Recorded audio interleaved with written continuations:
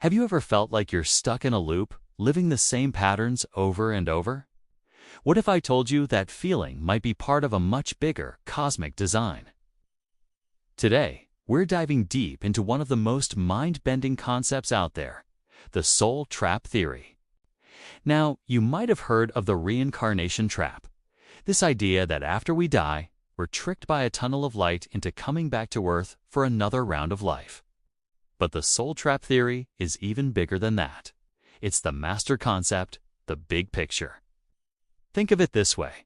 Reincarnation trap describes the asterisk, how asterisks the recycling process. But soul trap describes the asterisk, what asterisk, the very essence of who you are, your soul, being held captive.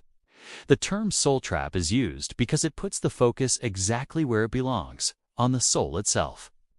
The theory suggests that your spirit, this eternal non-physical part of you, is the prisoner in a grand cosmic jail. The cycle of reincarnation is just one of the mechanisms used to keep the cell door locked.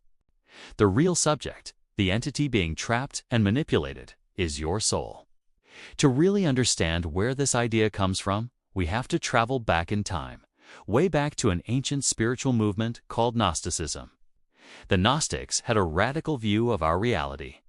They believed that the material world wasn't a divine creation, but a flawed prison built by a lesser, sometimes even malevolent, creator called the demiurge. This demiurge and his cosmic enforcers, known as the archons, were seen as cosmic jailers.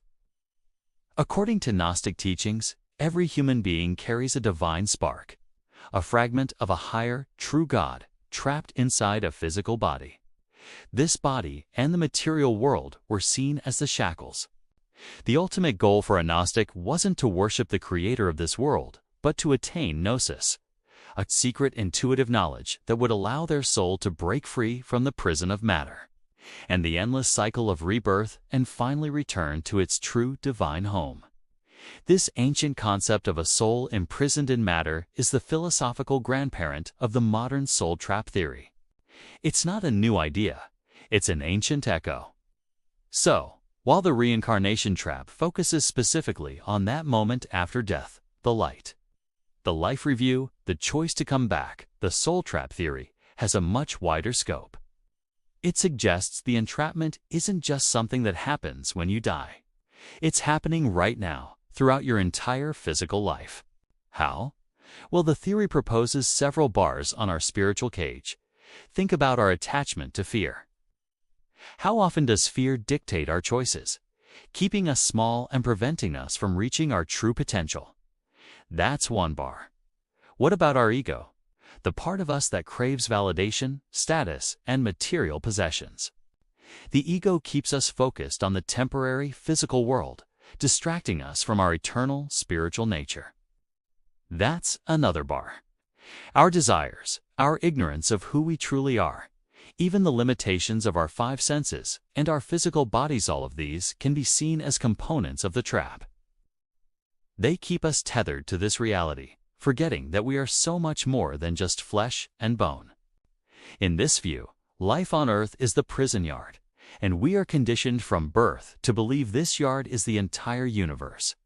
We're taught to chase things that ultimately don't matter in the grand scheme of things, keeping us spiritually asleep and compliant. So, you can see how reincarnation trap and soul trap theory are deeply connected. They're essentially two sides of the same coin. One describes the process of being sent back, and the other describes the overall state of being captive in the first place. You can't really have one without the other in this conceptual framework. They are often used interchangeably because they point to the same fundamental, unsettling idea. We are spiritual beings caught in a system of control. Now, this is where it gets really interesting. If this is a trap, how do you escape it? This isn't about building a spaceship to fly away. The escape, according to these theories, is an internal one. It's about waking up while you are still here. It's about achieving that gnosis the ancients talked about. This means starting to question everything you've been taught about reality, death, and the purpose of life. It means learning to control your own mind, to detach from the dramas of the ego, and to let go of the fears that have been programmed into you. It's about shifting your focus from the external material world to your internal spiritual world. Many who subscribe to this theory believe the key is raising your own consciousness and vibrational frequency. By cultivating love, compassion, and inner peace, you begin to resonate at a level that is incompatible with the lower frequency system of control. You become, in a sense, invisible to the jailers. You start remembering your true, sovereign, and divine nature.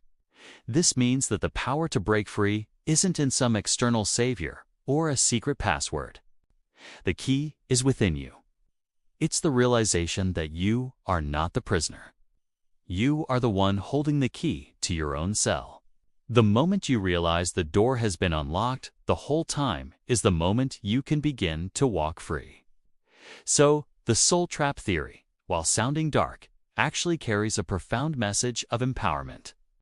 It challenges us to become spiritual warriors, to reclaim our sovereignty, and to remember the magnificent, eternal beings we truly are. It's not a theory of despair, but a call to awakening. A call to stop playing the game and to start realizing we are so much more than just pieces on a board.